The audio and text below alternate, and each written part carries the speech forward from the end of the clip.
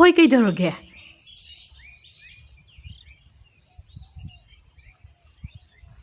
Oi, Chanurembi madum saja alai.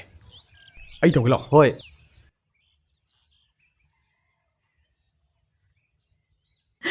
Hoi kaidaroge? Hoi ngayo ko ai amta thamge. Haima kaidaroge nong ya? Tema. Wa matang tamge ne tawon. Lana di khanbi ko. Hayune kai wanu. Nang na haini bo wado itai madu ko hayu kaidaroge. Ko Chanurembi se. Nga sai lambi da ifa masara khangde. Lambi de unaraga leirame. Makoi ne unariba mawong du uraga as mit siam naida. Aduda sum haigena itai madu tamne. Nong yai asengbre nang haise. Hoi, asengmani.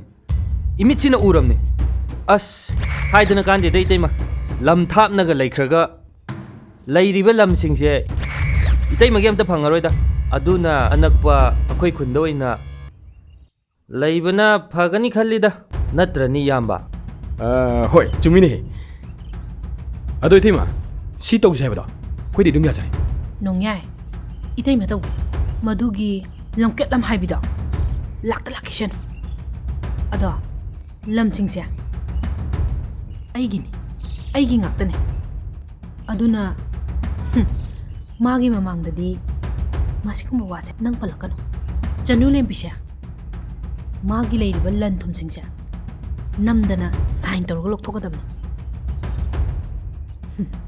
Ado aikhoi gi Chanurembi sibu pambra. As tema ikpu ikaida. Hekta idi yimda pusalega leirone. Waganu. Itai melai sidi. Ada nangbu sel ka yorokbra. Aise thaba amagi sijanage tawbanida. Yawe. Se. Sini adro. Yani. Yare. Ado nang masigi wafamse kanamta khangan ba yade ko. Leiriba lamsingja ai yuid ba yada. Aduga tancha sabadane wari fasana sarsi. Hoi ai tema. Adudi koi mung chalugi. Poi ta pibiru itema. Chalugi itema.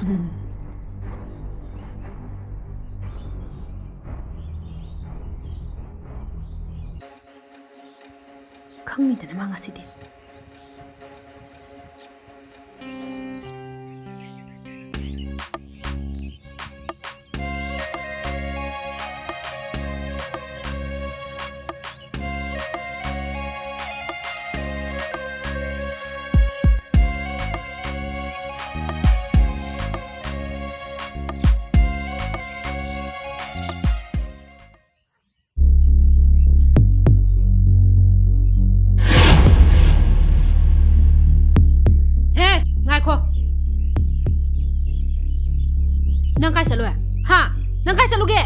Nasinda khumune.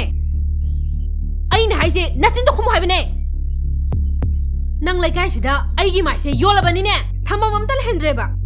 Hey, nang kai chaloy. Nang kai chaloy khumu haibani ne. Nasinda khumu haibani ne.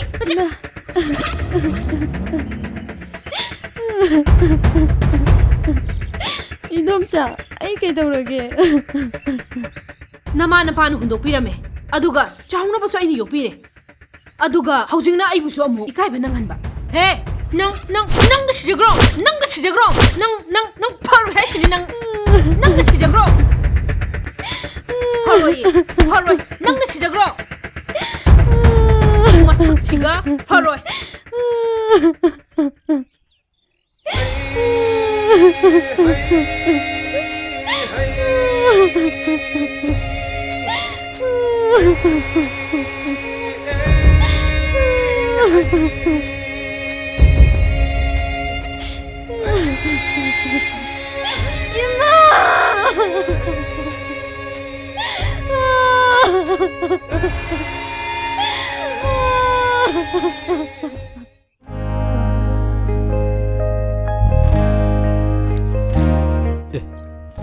Chanurembi.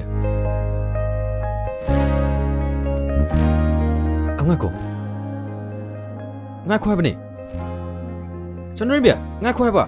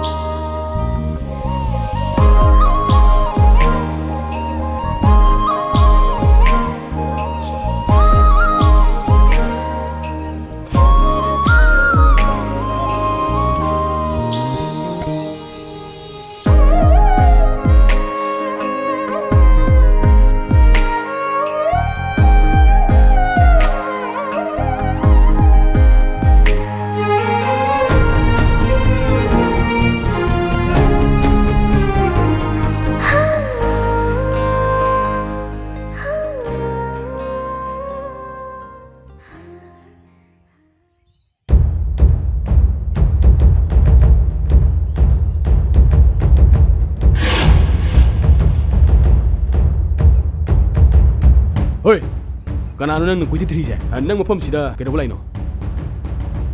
Ai mi masum thiramani. Kanano nang thirai je. Akoi swai leikai je mi yam phuganba lei haibase nang khang. Ado nang bu karai dagino. Ai budi ka shapa dagini. Adudi imphal macha oire. Nang na thim sakto. Matungda mo thiraba. Akoi yawa mo sitak sira. Nangina sase. Phum me khango. Chalo. Phum badanate. Namit anido. Ko thoaga umai bi da pizari.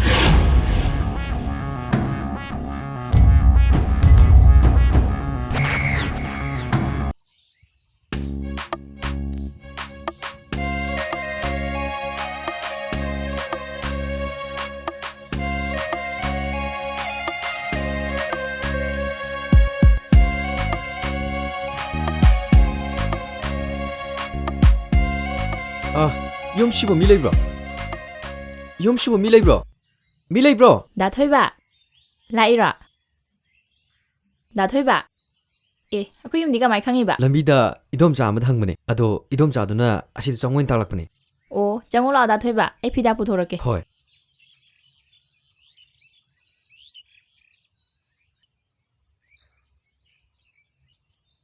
Dathoi, sida phamuse.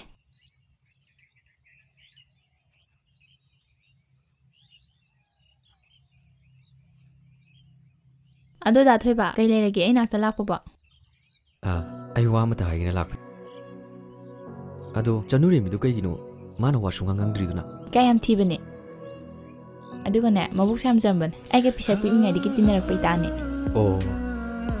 Ado ai na hamu matamda magi pampuk sama matauda. Ai gi thamoi che. Mongona nuksiba phawre. Ado aina magi mafam da karam haigani ado thadoi nanam ta mating bang yoba Dathoi Chanurembi nungsiba phawbibodo aishu yam harawe da Dathoi ba kai thabak tawge Airo ado nang Chanurembi de haigano ko aise aishaini ai noi sigi district sida nongna lakta ngai ni aya adudi yam phai ado ai wari se fajana hairagi Dathoi da hairo Chanurembi se magin haibada kanam laitrabane yamna su wajarabane moigi madum chana chauna bu yokpirakpane ado madum chado yam phattabane ai Geeta Chanurembi se ngasi phawbada awaba mayoknaraga khangduna leiribane mabu thiti na su otpi aina su magi mating pangba ngamti Dathoi aina sumaina haibasida lana di khanganu ko Chanurembi bu nungsibiradi mabuluna tawbiu ko Dathoi Dathoi ai ke shunu mai to khandida ai ni hinga makai Chanurembi gi mitagi pi mari am tala par ai shu yuma na bato ado nanna kai gum awa batara ga dine ai gi na piram ge kai gum paw dum phoro tamu phone pai da heram dene mama na leibibane adoga masu pai di pai da na pairam dura madi asingbai paidabane oh farse se matam ju thiengi ai thong na tawrage ado Dathoi ba cha thakije yarani da noma Chanurembi yawraga punna thakminarsi ai thoge ko oi Dathoi ba ai le haragi ko Dathoi ba ho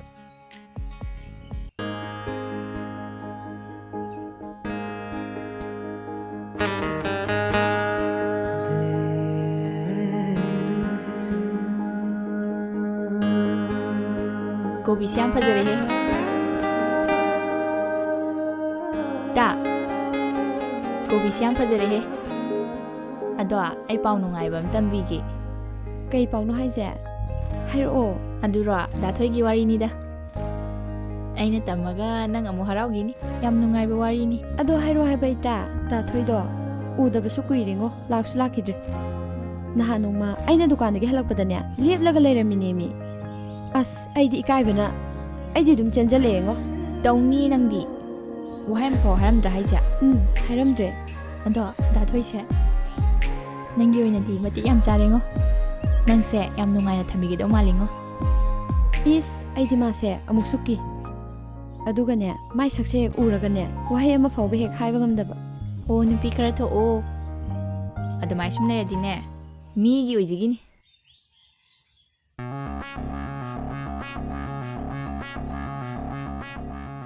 Yamba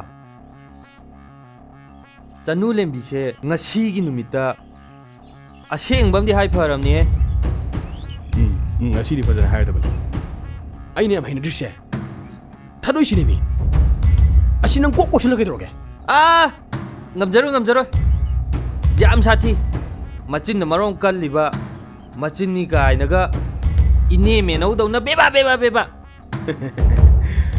ado ngasi di nung yai gi igulje basu khangla aduga Chanurembi se namdana lawnu huna kadam oh yamba lauga daune madom chadu da sat ichallaga namdan lauga dauni ne da yum hanaba tawrasi lao gobi se hek charakpaga ne Dathoi da ka pisiga as ikaimi hoi kai biranu o yare ai dum pijarage sasla lao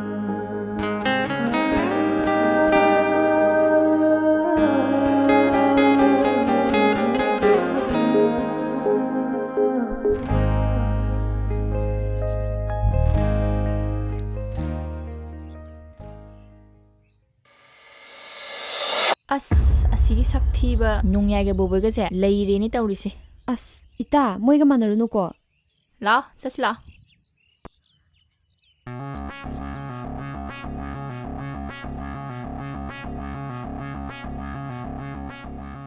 Chanurembi ako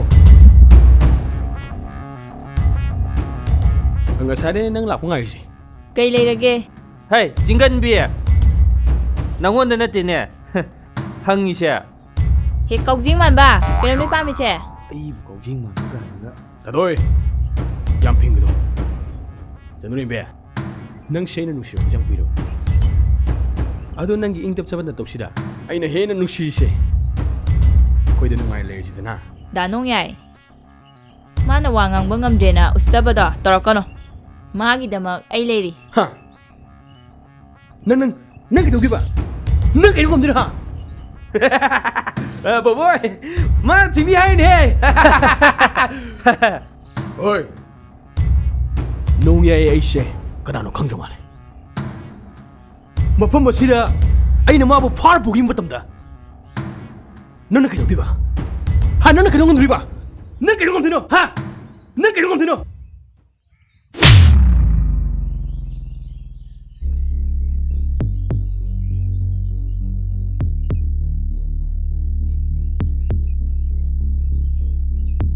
ꯑꯗꯨꯒꯤ ꯌꯥꯝ ꯆꯥꯎꯈꯠꯇꯕ ꯑꯩꯁꯦ ꯅꯪꯒꯤ ꯑꯣꯏꯕ ꯍꯥꯏꯗꯨꯗꯤꯅꯦ ꯅꯄꯨꯟꯁꯤꯗꯁꯨ ꯈꯜꯂꯨꯔꯅꯨ ꯑꯩꯒꯤ ꯃꯥꯏꯗꯁꯨ ꯈꯨꯄꯥꯡ ꯊꯥꯎ ꯑꯩꯅ ꯅꯪꯕꯨ ꯂꯦꯝꯅ ꯊꯥꯔꯣꯏ ꯃꯐꯝ ꯑꯁꯤꯅ ꯅꯪꯕꯨ ꯄꯨꯔ ꯆꯠꯀꯅꯤ pu yenge ne pu yenge ibunga magi damak tadi ne matik yamna saba ama lay nang khang drama le ne karigumba mana khangkrabadi nangi napunsido amang boirakani ha kanano haise yeng tarani tudi no no Wait a minute, Nangay ko.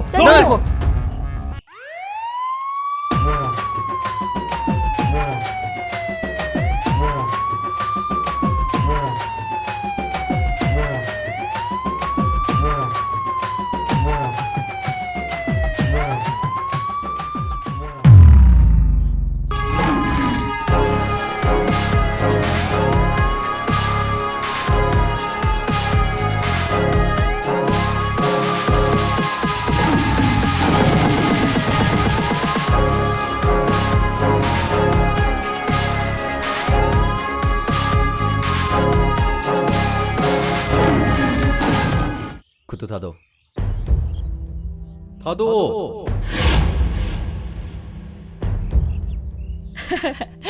aina nga sai na hydro sumai taw gano na haujikti wakhan tarabo Chanurembi gi damakta aina nga sai na haibado nangi namang na leblibadune Dathoi ba nigi jail haibra kaisum sang haibra aduda thamjallo hawai pijaraga mai thamjani aduna pharani Hey, 누구요? Beba. Oi, nang na pulis masama mo ka.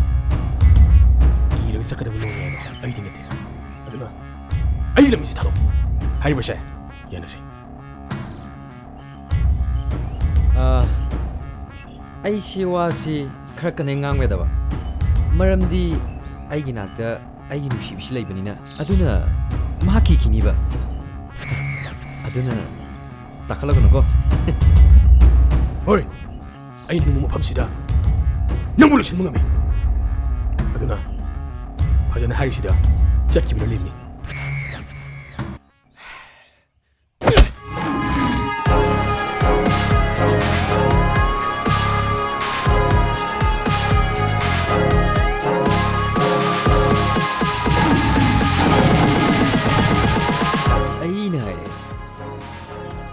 Kan ngang hoy khang na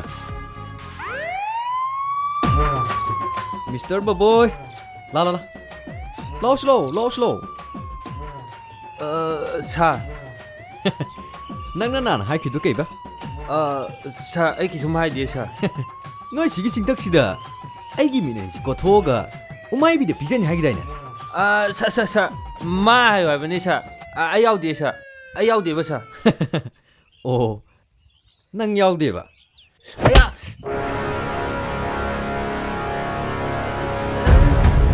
oi narin chu leita ba nupi ngang na chaga to ba lai kai gi na chane sim khan mangam da ba oi ai na lo singge de ne nga sai no chimya ba oi asham chokota ba shima chong shai da thoi le ringi da ai gi nushi bi da kan do ko di mang